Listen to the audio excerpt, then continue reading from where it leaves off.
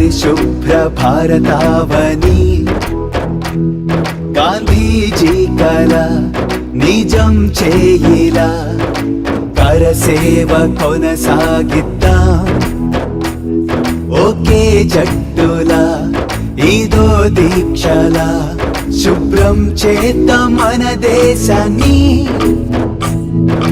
జనజాగృతే సాక్షిగా ప్రపంచానికే స్ఫూర్తిగా భరత జాతి ఘన కీర్తి చేతల్లో చూపించరా జై స్వచ్ఛ భారత్ జై స్వచ్ఛ భారత్ జై Swachh Bharat. A clean place is a safe place. Healthy environment is everything. Take part, turn earth into heaven. Make it a perfect daily slogan. Clear out the clutter, take out the garbage.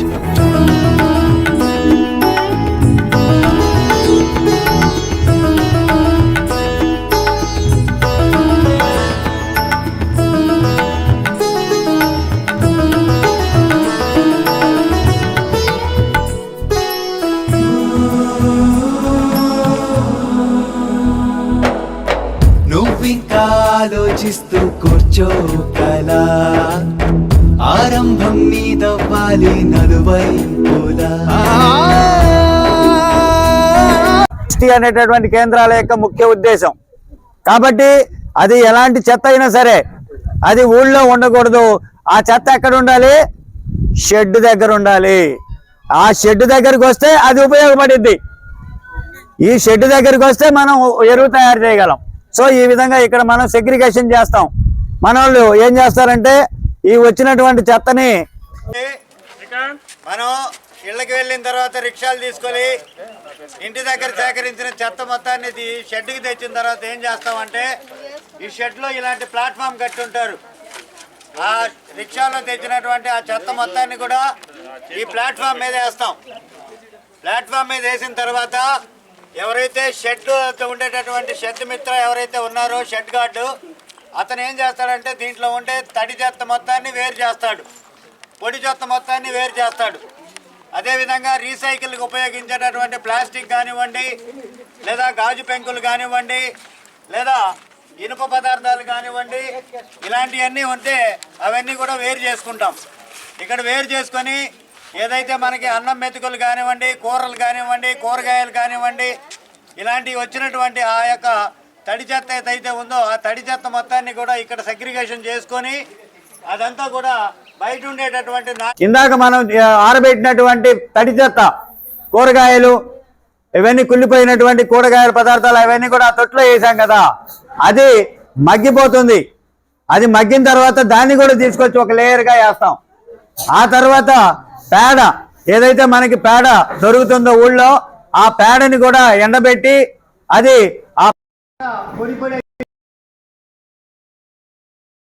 ఆ పేడని ఎండబెట్టి దాన్ని తీసుకొని వచ్చి మనం లేయర్గా వేస్తాం. ఈ విధంగా ఒకదాని మీద ఒకటి వరుసలుగా పేర్చుకుంటూ వస్తాం. దాని తర్వాత ఈ పిట్టు ఈ యొక్క ముక్కాలు వంతు నిండిన తర్వాత దాని మీద మనం పేడ నీళ్లు ఒక బకెట్లో నీళ్లు తీసుకొని పేడ కలిపేసి కళ్ళాపు చల్లుతాం కదా. ఏ విధంగా కళ్ళాపు నీళ్లు తయారు చేస్తామో ఆ కళ్ళాపు నీళ్లు తయారు చేసి ఆ బెడ్ మీద చల్లాలి. చల్లిన తర్వాత ఒక 2 రోజుల పాటు దాన్ని మామూలు వాటరు కుళాయి నీళ్లు మంచినీళ్లు దాని మీద 2 రోజులు క్యూరింగ్ చేసిన తర్వాత వానపాములు అడుగుకి కేజీ పట్టడం జరుగుతుంది. ఆ జల్లెర్లో ఏదైనా చిన్న పిల్లలు వానపాము పిల్లలు ఏదైనా మిగిలినట్లయితే అవి తీసుకొని వచ్చి వేరే తోటలో మనం వేయటం అనేది జరుగుతుంది. ఈ విధంగా వానపాముల ఎరువు ప్రాసెస్ అనేది ఇక్కడ మనం తెచ్చేటటువంటి తడి చెత్త నుంచి తయారు చేస్తాం. ఇక్కడ ఏది వేస్ట్ పోయేది ఉండదు. మనం ఊళ్ళో వదిలేస్తే వ్యాధులు వస్తాయి. అదే ఈ షెడ్కి వస్తే ఆ షెడ్కి వచ్చిన ఆ పదార్థమే సంపదని సృష్టిస్తుంది.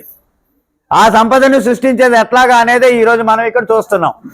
మీరు తెచ్చినటువంటి వేస్ట్ పేపర్లన్నీ కూడా అమ్మేస్తున్నాం.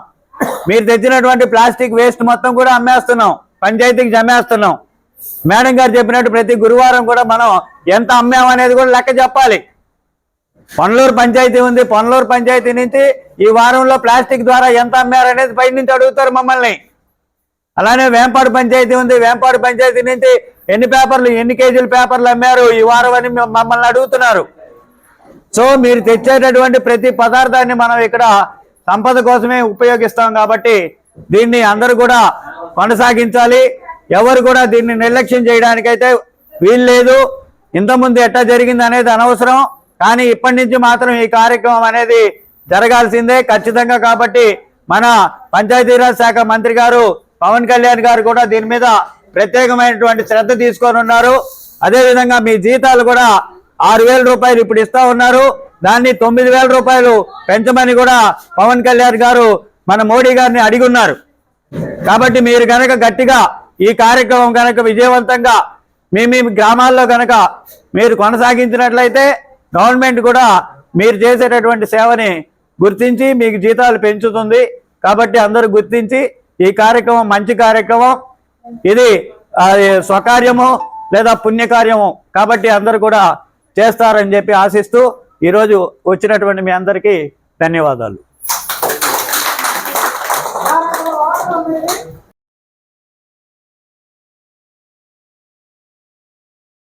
ఇప్పుడు సింగరాయకొండలో దాదాపు ఒక 3-4 రోజుల నుంచి జరుగుతుంది కదా.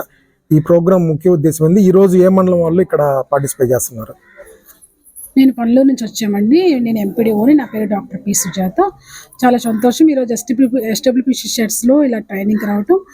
మా మండలం నుంచి మొత్తం 88 మంది రావటం జరిగింది.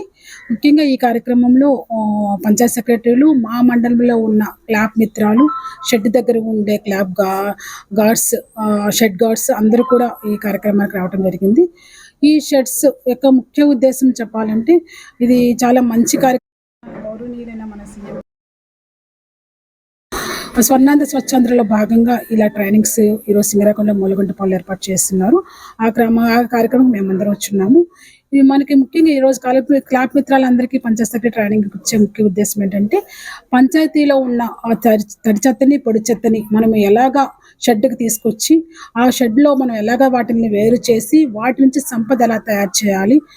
ఈ రోజు గ్రామాల్లో ఉన్న తడి చెత్తని, పొడి చెత్తని పారిశుద్ధ్య కార్యక్రమాలు మన క్లాప్ మిత్రాలు చేయటం వల్ల ఆ గ్రామంలో ఉన్న ప్రజలకు కూడా ఎలాంటి పారిశుద్ధ్య అంటే పక్కన వ్యర్థాలు లేకుండా చేయడానికి ముఖ్య ఉద్దేశం చేయకుండా వీళ్ళు తీసుకొస్తారు.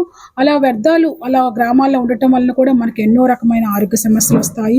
ఆ వ్యర్థాలు ఉండటం వల్ల మనకి దోమల వల్ల కూడా ఎన్నో రకాల జబ్బులు వచ్చి వాటికి సమస్యలు, హాస్పిటల్ డబ్బులు పెట్టడం ముందు కూడా చాలా ఖర్చుతో కూడుకున్నది. కాబట్టి ముందుగా మన పారిశుద్ధ్యాన్ని మనం మంచిగా చేయాలి. మన పంచాయతీరాజ్ డిపార్ట్మెంట్లోనే ఉంది మనకి పారిశుద్ధ్యము, త్రాగునీరు, వీధి లైట్లు ఎక్కడ సక్రమంగా ఉంటాయో నిర్వహిస్తారో అక్కడ మంచి గ్రామంగా, ఒక స్వచ్ఛమైన గ్రామంగా అభివృద్ధి చేసుకోవచ్చు అని కూడా మన డిపార్ట్మెంట్లో మనకి చెప్పున్నారు. కాబట్టి ఆ విధంగా క్లాప్ మిత్రాలందరూ కూడా ప్రతి ఇంటికి వెళ్ళి ఆ చెత్తని తీసుకొచ్చి ఇలాంటి షెడ్లో కూడా మనం సెగ్రిగేషన్ చేసి ఆ తడి చెత్తని అనే దాన్ని మనం ఎరువులకి ఎరువులాగా వేసుకొని వాటిలో వానపాముల వదిలి ఉపయోగించుకోవటం వలన ఆ ఎరువుని మనం ఈరోజు రసాయనాలు వాడకుండా సేంద్రియ ఎరువుగా కూడా ఆ ఎరువుని ఉపయోగించుకోవచ్చు. దాంతోపాటుగా పొడి చెత్తని కూడా మనము ఈరోజు సీసాల దగ్గర నుంచి ప్లాస్టిక్ వాడద్దని కూడా మనకి నినాదంతో మన స్వర్ణాంధ్ర స్వచ్ఛాంధ్ర భాగంగా మనకి మార్చిలో కూడా చేస్తున్నాం. 3వ శనివారం రోజు ప్లాస్టిక్ను కూడా నివారించటము. ఒకటి సీసాలు అలాంటి ఏమన్నా ప్లాస్టిక్ వ్యర్థాలు ఉన్నా కూడా వాటిని మళ్ళీ మనం అమ్మటం అవన్నీ కూడా చేసుకోవచ్చు. ఈ విధంగా ఘన పదార్థాలను తీసుకొచ్చుకొని వాటిని ఎలా సెగ్రిగేట్ చేసి మాకు ప్లాస్టిక్ ఇంత అమౌంట్ అని ఉంది, ఇనుప వస్తువులకి ఇంత ఉంది కాబట్టి దాని ప్రకారం మనము సేల్స్ డే ప్రతి గురువారం కూడా మాకు సేల్స్ డే అని ఉంటుంది. ఈ షెడ్ దగ్గర తీసుకొచ్చిన వ్యర్థాలను కూడా మనకి అలా అమ్మటం వల్ల కూడా మన గ్రామ పంచాయతీకి మనకి సంపద అనేది వస్తుంది.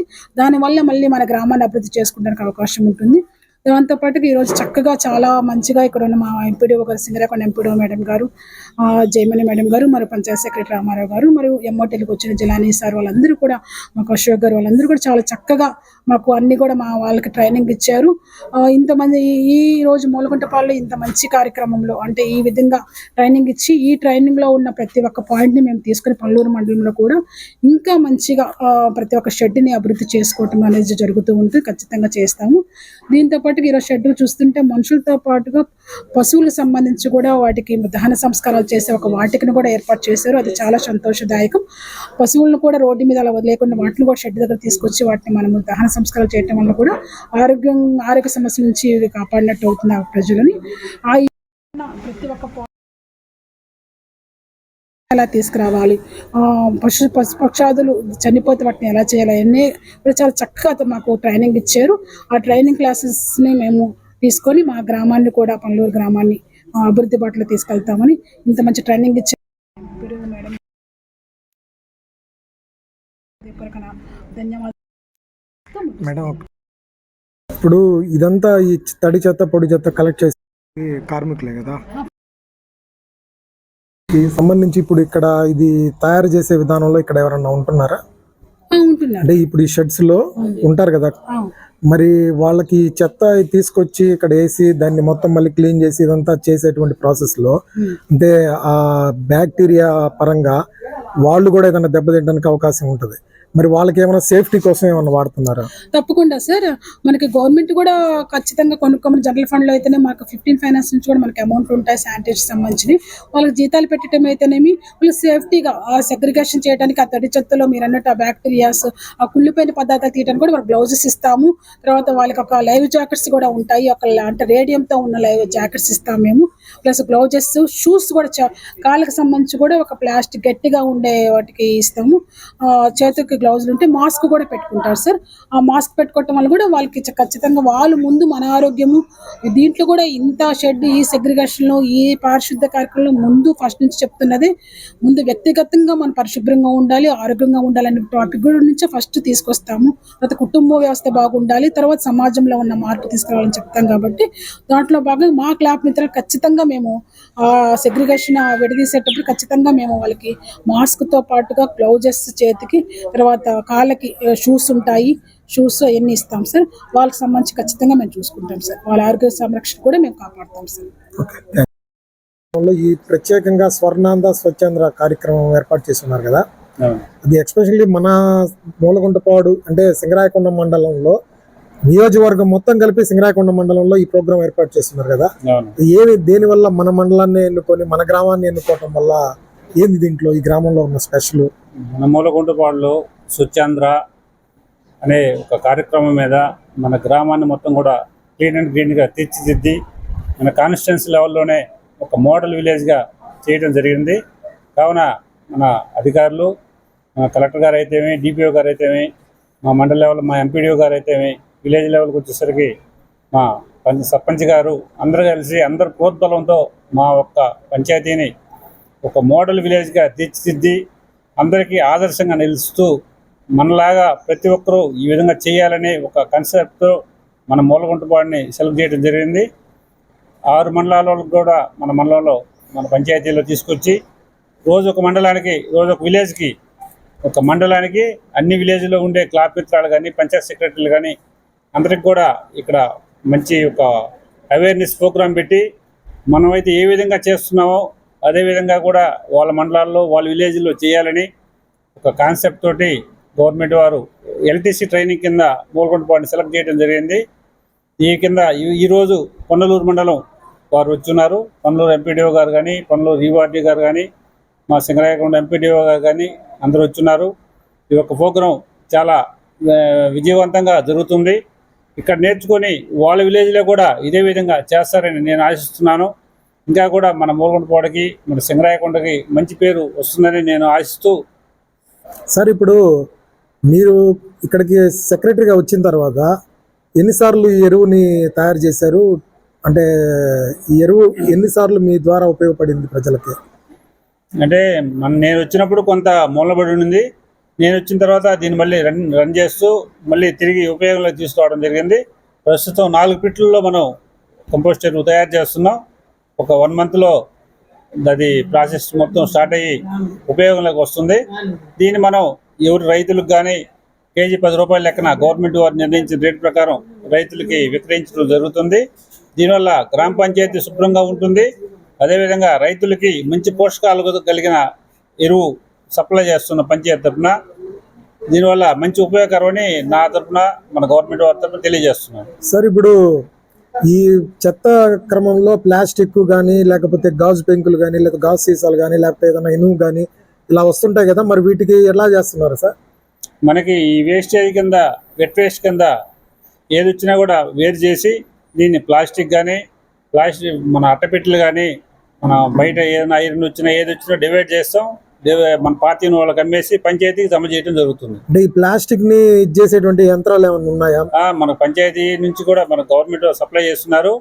ఈ ప్లాస్టిక్ కూడా చిన్న చిన్న ముక్కలు చేసి ఈ కవర్లు ఉండే జీరో కవర్స్ కూడా మొత్తం చిన్న చిన్న ముక్కలు చేసి ఈ తార్ రోడ్డుకి ఉపయోగించే దానికోసం కూడా మనం ప్లాన్ చేస్తున్నాం. ఈ కేజీ లెక్కన అమ్ముతాం బయట. ఇప్పుడు గ్రామంలో ఈ తడి చెత్తకు పొడి చెత్తకు సంబంధించినటువంటి వాళ్ళకి డబ్బాలు కానీ అలాంటివి ఏమన్నా కొంత ఏరియా సప్లై చేస్తున్నాం, ఇంకా కొన్ని ఉన్నాయి, అవి కూడా మనం అంతా డిస్ట్రిబ్యూట్ చేస్తాం. అంటే సార్ ఇప్పుడు గ్రామాల్లో చాలా మంది ఈ తడి చెత్తకు పొడి చెత్త అనేటువంటిది దీనికి సంబంధించిన ఒక అవగాహన లేక, అంటే ఎలా దీన్ని మనం పంచాయతీ వారికి అందజేయాలనేటువంటి అవగాహన లేక చాలా మంది బయట పడేయటం జరుగుతుంది. మరి మన ఈ గ్రామాల్లో వీళ్ళకి ఏమన్నా దీని మీద, అంటే ఈ తడి చెత్త పొడి చెత్తతో ఈ రకంగా చేస్తున్నారని ప్రజలకి ఏదన్నా అవగాహన కార్యక్రమం ఏర్పాటు చేశారు? ఇదే సార్, మంచి కూర్చొని అడిగారు మీరు. మేము గ్రామంలో మైక్ అనౌన్స్మెంట్ పెట్టి అన్ని బజార్లకి ప్రతిరోజు తెలియజేస్తున్నాం. అదేవిధంగా మా పంచాయతీ సిబ్బంది ద్వారా ప్రతి ఇంటికి కూడా ఈ తడి చెత్త పొడి చెత్త అనే కార్యక్రమం మీద అవగాహన కల్పిస్తూ ఈ మన పచ్చ డబ్బా బ్లూ డబ్బా రెండింటిల్లో తడి చెత్త ఆకుపచ్చ దాంట్లో, పొడి చెత్త మన బ్లూ డబ్బాలు వేయమని ప్రతి డోర్ టు డోర్ తిరిగి అందరికీ అవగాహన కార్యక్రమం కల్పిస్తున్నాం. దాన్ని కూడా మీ మీడియా ద్వారా CCTV ద్వారా కూడా గ్రామ ప్రజలందరికీ తెలియజేసి మన మంచి స్వచ్ఛత గ్రామంగా మూలగుంటపాడుని తీర్చిదిద్దాలని నా తరపున మరీ కోరుకుంటున్నాను. శానిటైజేషన్ అనేటువంటి డే ఒకటి ప్రకటించారు కదా, మరి దీనికి సంబంధించి మీరు ఎలా ఈ కార్యక్రమాన్ని మన గ్రామాల్లో ఎలా చేస్తున్నారు, దాని మీద ఒకసారి చెప్పండి సార్. మన గ్రామంలో ప్రతి 3వ శనివారం అనేది గవర్నమెంట్ ప్రత్యేకంగా ఒక డే నిర్ణయించున్నారు. మనం రెగ్యులర్గా శానిటేషన్ చేసినా కూడా ప్రతి నెల 3వ శనివారం అనేది స్పెషల్ శానిటేషన్ డేగా పబ్లిక్ మొత్తానికి అవగాహన కల్పించి, ఎక్కడైతే శానిటేషన్ బాగలేదు గుర్తించి ఆ ఏరియాలో జనాలు మొత్తాన్ని అవేర్నెస్ చేసి మొత్తాన్ని పిలిపించి ఒక గ్రామ సభలాగా పెట్టి ఆ శానిటేషన్ గురించి వాళ్ళకి అవగాహన చేస్తూ ఆ ఏరియా మొత్తాన్ని క్లీన్ చేస్తూ మనం అన్ని విలేజ్లో కూడా అన్ని ఏరియాలో కూడా ఈ విధంగా చేస్తే మనకి జబ్బులు రాకుండా ఉంటాయనే ఒక అవగాహన కార్యక్రమం ప్రతి నెల 3వ శనివారం ఒక్కొక్క ఏరియాని ఎన్నుకొని ఆ ఏరియాలో సెలెక్ట్ చేస్తున్నాం.